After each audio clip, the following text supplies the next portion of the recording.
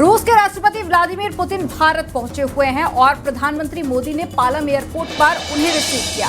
दोनों नेताओं ने हाथ मिलाया, गले मिले और गर्मजोशी से एक दूसरे का अभिवादन किया। एयरपोर्ट पर औपचारिक स्वागत के बाद में पीएम मोदी और राष्ट्रपति पुतिन एक ही गाड़ी में बैठकर रवाना होकर पीएम आवास पहुंचे। रूस यूक्रेन जंग शुरू होने के बाद में पुतिन का ये भारत का पहला दौरा है। दिल्ली के पालम एयरपोर्ट पर रूस के राष्ट्रपति पुतिन का प्लेन लैंड हुआ, जहां पीएम मोदी ने प्रोटोकॉल तोड़कर खुद पुतिन की अगवानी की। पीएम मोदी और पुतिन का एक साथ डिनर का भी प्लान है और रूस के राष्ट्रपति पुतिन का भारत में 36 घंटे रुकने का कार्यक्रम है।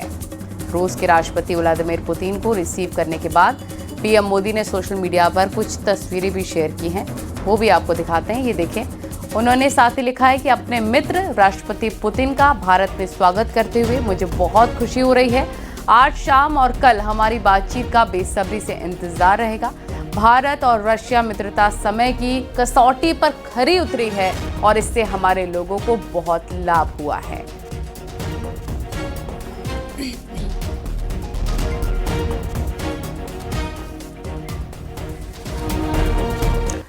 और वहीं यूपी में एसआईआर की प्रक्रिया भी चल रही है और ऐसे में राजनीतिक दल अपने अपने तरीके से तैयारियों में लगे हुए हैं। विपक्ष जहां सरकार पर सवाल उठा रहा है, इन सबसे ऊपर बीजेपी कुछ अलग प्लानिंग में जुटी हुई है। पार्टी ने सीएम और एवरी सीएम को 25-25 जिलों की कमान दे दी है। गोरखपुर में सीएम योगी ने पार्टी नेताओं कार्यकर्ताओं को मंत्र दिया है और कहा है कि वो घर घर जाकर फॉर्म को भरवाएं। तो दोनों डिप्टी सीएम भी इस अभियान को लेकर उतर चुके हैं। यूपी में एसआईआर जारी है। ऐसे में राजनीतिक पार्टियां एसआईआर को लेकर एक्टिव दिख रही हैं। कोई भी राजनीतिक पार्टी अपने वोटरों को खोना नहीं चाहती, इसलिए खुद अब नेता भी एसआईआर के मुद्दे पर एक्टिव दिख रहे हैं। बीजेपी इस लिस्ट में सबसे आगे है। गोरखपुर में खुद सीएम योगी ने पार्टी नेताओं और कार्यकर्ताओं के साथ बैठक की। इस दौरान सीएम योगी ने एसआईआर को लेकर निर्देश दिए। बीएलओ के साथ कार्यकर्ता भी घर घर जाकर फॉर्म भराएं। 5 दिसंबर से 10 दिसंबर के बीच विशेष अभियान चले। जो वरिष्ठ कार्यकर्ता हैं वो अपने बूथ की जिम्मेदारी ले। किसी भी हाल में जो मतदाता का नाम बाहर ना हो। महिला कार्यकर्ता टोली बनाकर घरों में जाएं। जो लोग छूट रहे हैं उन फॉर्म को भी भरवाया जाए। उधर डिप्टी सीएम ब्रजेश पाठक जिलेवार एसआईआर को लेकर कार्यकर्ताओं को मंत्र दे रहे हैं। मथुरा और हाथरस में कार्यकर्ताओं के साथ ब्रजेश पाठक ने बैठक की और घुसपैठियों को चिन्हित कर बीएलओ के माध्यम से उनके नाम वोटर लिस्ट से हटवाए गए। उन्होंने कार्यकर्ताओं से इस कार्य में पूर्ण ऊर्जा के साथ जुटने की अपील की। तो प्रयागराज में केशव प्रसाद मौर्य ने एसआईआर को लेकर बैठक की। एसआईआर फॉर्म जो पुनर्गणना या विशेष गहन पुनरीक्षण अभियान के तहत जो फॉर्म मिला है, गणना प्रपत्र मिला है, उसको भर के निर्वाचन कार्यालय में बीएलओ के माध्यम से अवश्य जमा करा दें, जिससे उनका नाम जो मतदाता सूची प्रकाशन में आ जाए। ऐसे लोगों को जो घुसपैठिए के रूप में अनधिकृत रूप से अपने क्षेत्र में निवास कर रहे हैं, उनको चिन्हित करके उनका नाम कटवाने के लिए अवश्य जमा करें। और जो व्यक्ति नए मतदाता बनना चाहते हैं, 18 वर्ष के हो गए हैं, कोई बेटी शादी होकर आई है या माइग्रेट होकर के आपके गांव मोहल्ले में रहने के लिए, उनका नाम मतदाता सूची में जुड़वाने के लिए अवश्य फॉर्म भरें। जो जिम्मेदारी क्या है कि एसआईआर माने अगर हम राजनीति करते हैं और देश और प्रदेश की सबसे बड़ी पार्टी है और सबसे बड़ी पार्टी के नाते जब चुनाव आयोग के द्वारा मतदाता सूची के शुद्धिकरण का अभियान चल रहा है, तो कोई मतदाता सूची शुद्धिकरण अभियान से वंचित ना रह जाए, इसके लिए अलग अलग जिलों की बैठकें लेने के लिए कहा गया है। दरअसल बीजेपी एसआईआर को लेकर काफी एक्टिव है, इसलिए अलग अलग जिलों में नेताओं को कमान सौंपी गई है, जो एसआईआर को लेकर कार्यकर्ता नेता के साथ बैठक कर रहे हैं और वोटरों को जोड़ने की अपील कर रहे हैं। Bureau report, news 18 UP Uttarakhand. 6 दिसंबर 14 साल बाद बहुजन समाजवादी पार्टी नोएडा में रैली करने जा रही है। इस रैली में मायावती 2027 को लेकर शक्ति प्रदर्शन दिखाएंगे। हालांकि दलित वोट बैंक को लेकर खींचतान मची हुई है, तो वहीं एसपी ने भी प्लानिंग कर ली है। 6 दिसंबर को ही एसपी भी यूपी में कार्यक्रम चलाएगी।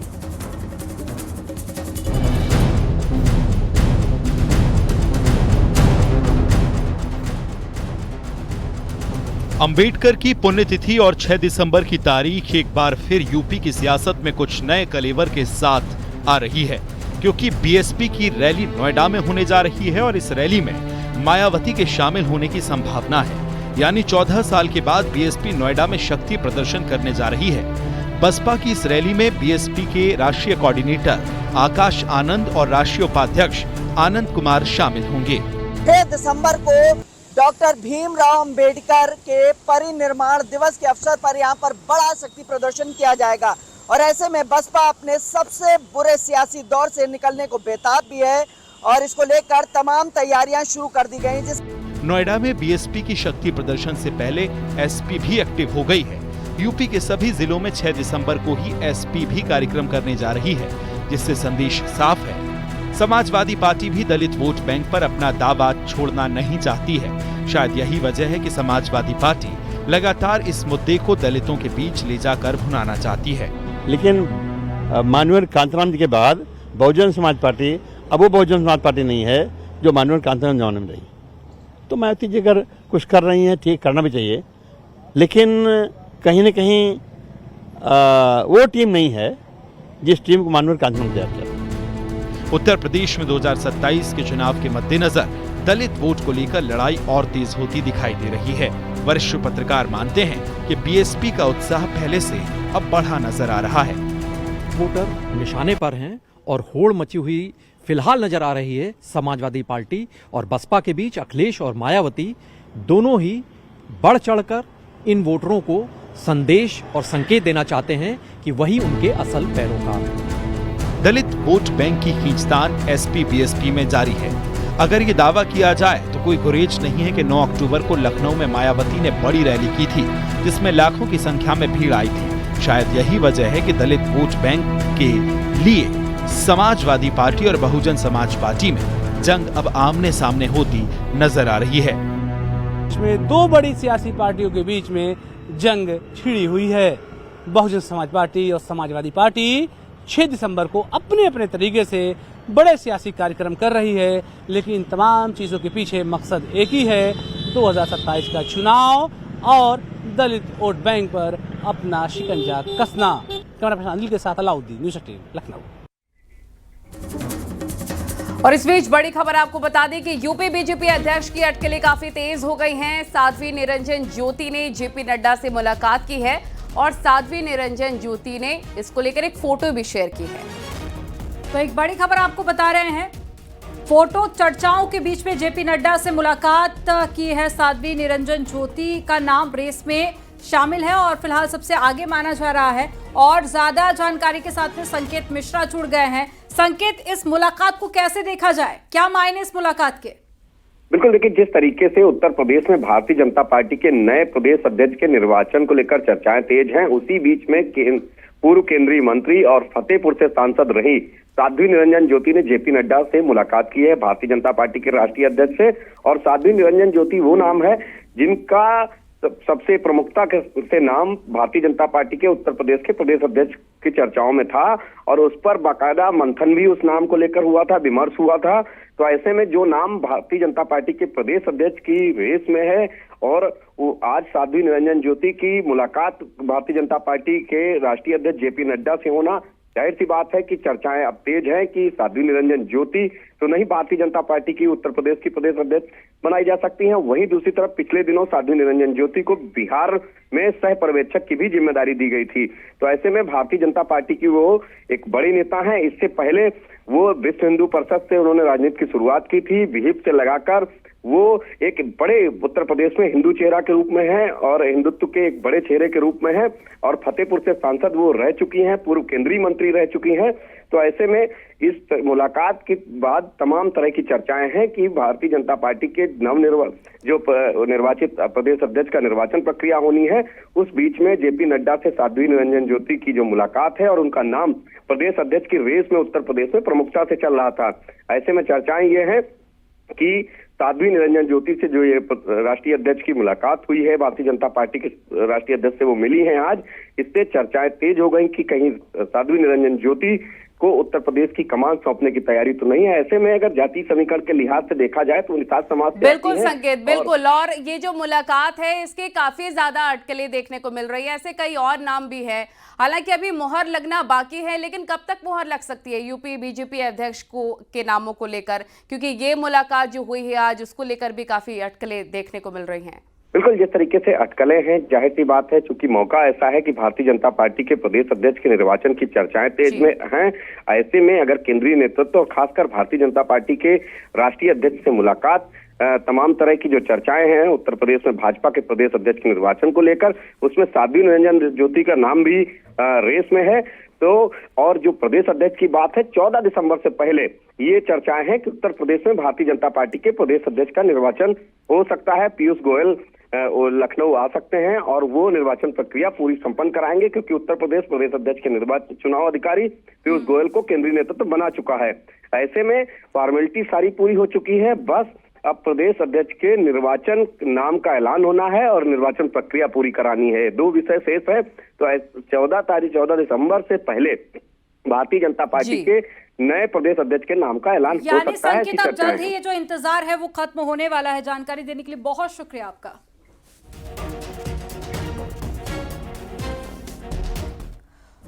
उत्तर प्रदेश में कांग्रेस अकेले पंचायत चुनाव लड़ने जा रही है और इस ऐलान के बाद में अब नई सियासी संग्राम देखने को मिलने लगा है। और बीजेपी ने कांग्रेस के इस फैसले पर जहां तंज कसा, वहीं समाजवादी पार्टी ने कांग्रेस के इस फैसले पर रिएक्शन दिया है। इसी से जुड़ी आपको एक रिपोर्ट दिखाते हैं।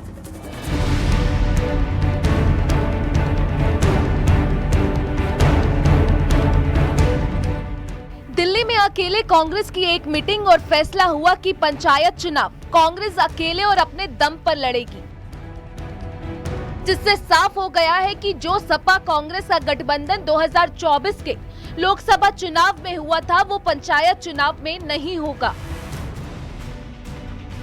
ऐसे में सियासी तकरार देखने को मिलने लगी है। सपा कांग्रेस के गठबंधन न करने पर बीजेपी ने तंज कसा है। कांग्रेस पार्टी अपने दम पर तो कोई चुनाव नहीं लड़ सकती है। कांग्रेस का हाथ अब बिना किसी सहारे के बढ़ नहीं सकता है।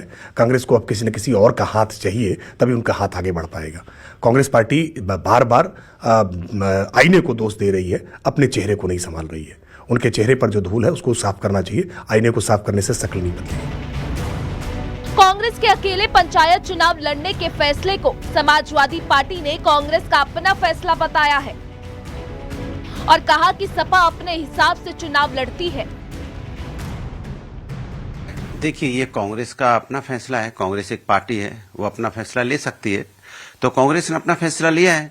समाजवादी पार्टी तो हमेशा से जमीन पे रहती है, जमीनी कार्यकर्ताओं के बीच में रहती है और अपने लोगों के साथ काम करती है। अब जहां तक उनका कांग्रेस का जो फैसला लिया है, कांग्रेस के अपने हिसाब से लिया होगा। समाजवादी तो अपना चुनाव लड़ते ही है। बीजेपी जहां कांग्रेस को घेर रही है तो दूसरी तरफ कांग्रेस अलग रणनीति पर है।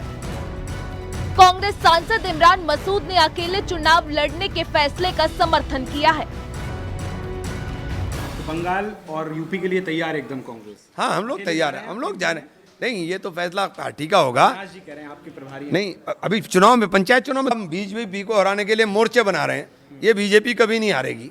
अरे लड़ो सब लोग, पता चल जाएगा जिसमें जितना दम है।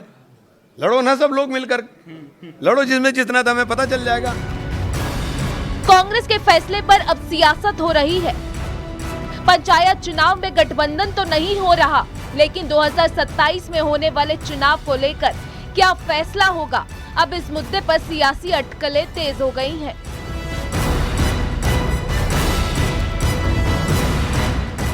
आने वाला पंचायत चुनाव को अकेले दम पर लड़ने के फैसले पर भी मुहर लगा दी गई है। ऐसे में अब देखना ये होगा कि एक ओर एसआईआर तो दूसरी ओर अकेले दम पर पंचायत चुनाव लड़ना आने वाले दिनों में कांग्रेस के लिए कितना लाभदायक सिद्ध होता है। कैमरामैन मनोज शाही के साथ राजीव प्रताप सिंह, न्यूज 18 लखनऊ। और गोरखपुर के दौरे पर रहे सीएम योगी ने कुश्ती और कबड्डी प्रतियोगिता में हिस्सा लिया है और विजेताओं को इनाम भी बांटे हैं। इस दौरान सीएम योगी आदित्यनाथ ने कई ऐलान किए तो फिटनेस का मंत्र भी दिया। मुख्यमंत्री ने कहा कि बच्चा खेलेगा तभी खिलेगा।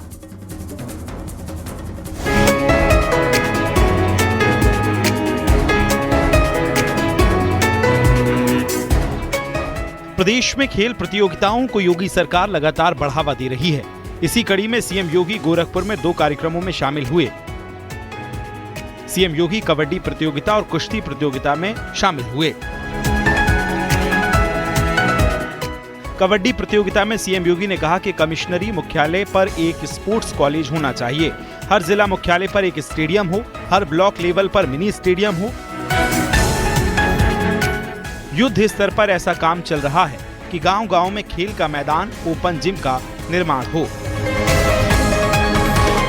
हर कमिश्नरी मुख्यालय पे एक स्पोर्ट्स कॉलेज होना चाहिए और आज उस कार्यक्रम को लेकर के तेजी के साथ हम कार्य कर रहे हैं। हर जिला मुख्यालय पर एक स्टेडियम होना चाहिए, हर ब्लॉक लेवल पर एक मिनी स्टेडियम का निर्माण होना चाहिए और युद्ध स्तर पर इन कार्यक्रमों के साथ सरकार जुड़ी है, इनको लगातार इन सुविधाओं को बढ़ा रही है। गांव-गांव में खेल का मैदान हो, ओपन जिम का निर्माण हो। वहीं कुश्ती प्रतियोगिता को भी लेकर सीएम योगी ने देखा और इस दौरान खिलाड़ियों को सीएम योगी ने फिटनेस का मंत्र दिया और कई बड़ी बातें भी कहीं कि जब हमारा बच्चा खेलेगा तो तभी खेलेगा, तभी वह अपनी प्रतिभा का लाभ देश को दे पाएगा।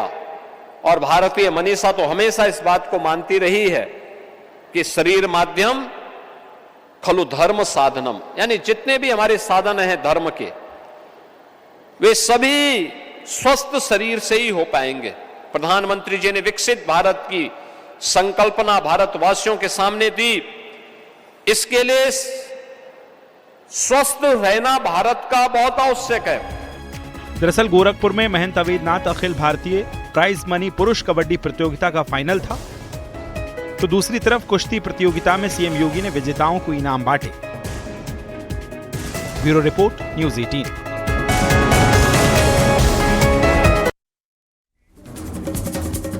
मुस्लिम धर्मगुरु महमूद मदनी के जिहाद पर दिए बयान पर विवाद अभी थमा भी नहीं था कि रामपुर से एसपी सांसद मोहिबुल्लाह नदवी ने संसद के भीतर जिहाद करने की बात कह दी है, जिसके बाद में सियासी संग्राम छिड़ गया है और बीजेपी ने पलटवार किया है। दरअसल सांसद नदवी ने अरशद मदनी और महमूद मदनी के बयानों का हवाला देते हुए संसद में कहा कि अब इस देश में दोबारा लड़ना पड़ेगा, जिहाद करना पड़ेगा। उन्होंने ये बयान वक्फ संशोधन बिल पर बोलते हुए दिया। उन्होंने कहा कि जुल्म और इंसाफी के खिलाफ लड़ना, शायद हमें दोबारा लड़ना पड़ेगा और जिहाद करना पड़ेगा। मोहिबुल्लाह नदवी के जिहाद वाले बयान को लोकसभा की कार्यवाही से हटा दिया गया है। लोकसभा अध्यक्ष ने नदवी के बयान को स्पंज करने का निर्देश दिया था, जिसके बाद अब नदवी के बयान को कार्यवाही से हटा दिया गया है। और लोकसभा में दिए एसपी सांसद के बयान पर सियासी घमासान भी छिड़ गया है। एसपी सांसद अफजाल अंसारी ने जहां उनके बयान को गलत बताया है, तो वहीं भारतीय जनता पार्टी सांसद संबित पात्रा ने इनके खिलाफ एक्शन लेने की भी बात की है। वहीं कांग्रेस सांसद इमरान मसूद का कहना है कि जिहाद का मतलब देश के लिए कुर्बान होना है। कुछ गलत नहीं बोला है और न नदवी साहब ने गलत बोला है, न मदनी साहब ने गलत बोला है। हमारे हिसाब से जो मौलाना मदनी साहब ने कहा है कि जब जब जुल्म होगा तब अत्याचार और जुल्म के खिलाफ उसका विरोध करना ही उसका नाम जिहाद है। आपकी परिभाषा अलग है। आप अपने पसंद से जब चाहे जिहादी को गले लगा लो, आप अपने पसंद से जब चाहे जिहादी के ऊपर लानत कर दो। जिस प्रकार से इंडी गठबंधन के नदवी जी ने कल कहा कि अब तो जिहाद पार्लियामेंट तक आ गया है, जब जब जुल्म होगा, जब जब हमारे ऊपर किसी प्रकार का प्रहार होगा हम जिहाद करेंगे, और वो भी पार्लियामेंट के प्रांगण में कह रहे हैं। क्या वाकई राहुल गांधी आज हिंदू धर्म के लिए जिस प्रकार के अपशब्द का प्रयोग किया गया है उसके लिए बोलेंगे, या वह भी जिहाद के साथ खड़े हुए नजर आएंगे? देखिए, जिहाद मुल्क के लिए होता है, जिहाद मुल्क के खिलाफ नहीं होता है, बस मुझे इतना पता है। तो मुल्क के लिए सरकार के खिलाफ जिहाद होना चाहिए? मेरा कह रहा हूं कि जिहाद मुल्क के लिए होता है, जिहाद मुल्क के खिलाफ नहीं होता।